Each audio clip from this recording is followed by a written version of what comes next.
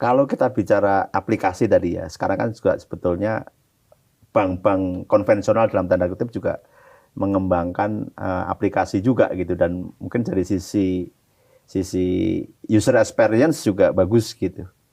Apa sih Pak yang mungkin bisa ditawarkan oleh Jago kalau dibandingkan dengan yang lain? We talk about application. Now, conventional banks are also developing application and they probably offer good user experience. So, what does Bank Jago offer compared to others?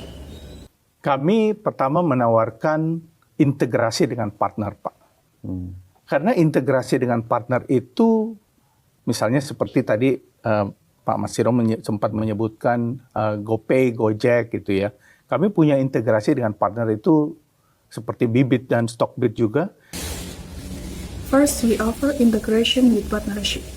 Because integration, as we mentioned earlier, GoPay and Gojek, we also have integration with that partnership like also Bibit and Stockbit. Jadi integrasi itu memudahkan nasabah untuk melakukan aktivitasnya sehari-hari. Mau pesan makan nggak perlu pembayaran, bisa dari Pocket Jago. So this integration make it easier customer to do their daily activities. When ordering food, payment can be made by Jago Pocket.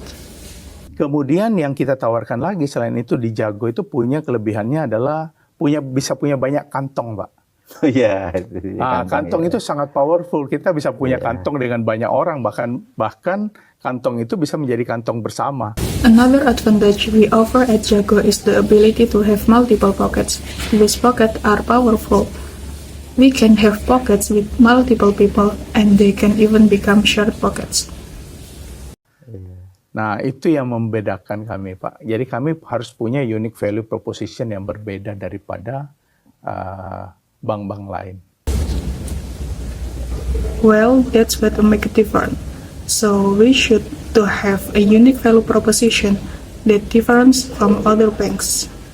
Dan kalau kita bicara tadi Pak USP ya, kan sebetulnya kalau di era digital ini juga sesuatu yang kita kerjakan mungkin nggak sulit juga untuk ditiru oleh kompetitor gitu kan. Iya. Nah, proses untuk melakukan inovasi ini seperti apa sehingga kalau Jago dikejar itu bisa di depan terus gitu loh. As we talking earlier, USP actually in this digital era, something we do might not be difficult for competitors to copy. What is the process for this innovation? So you can stay ahead. Nah, saya itu menceritakan mengenai bagaimana kita membangun partnership lending ya, Pak. Ya.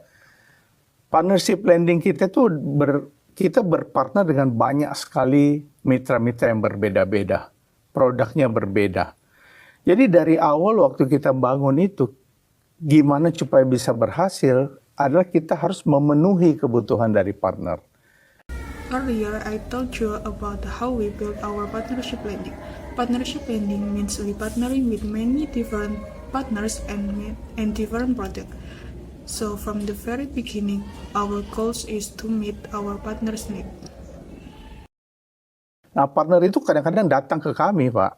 Datang ke saya, kami akan punya produk baru nih. Mau launching bulan depan, bisa nggak Jago ikutin? Jadi kami harus membangun lagi produk baru, menyesuaikan dengan sistem kita harus sesuaikan dengan sistem partner. Dan itu dibutuhkan agility. Partners sometimes come to us. They come to me and say, we are going to have a new product, launching it next month. Can Jago participate? So we have to build a new product adapted to our system and our partner system.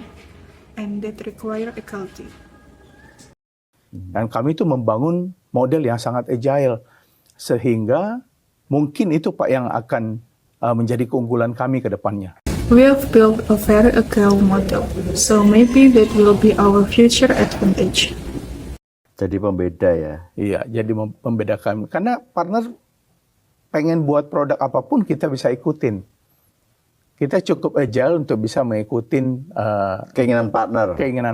Kebutuhan partner ya. Iya. Yeah, it's make a difference. Because if a partner want to create any product, we can follow. We are agile enough to adapt to our partner's needs.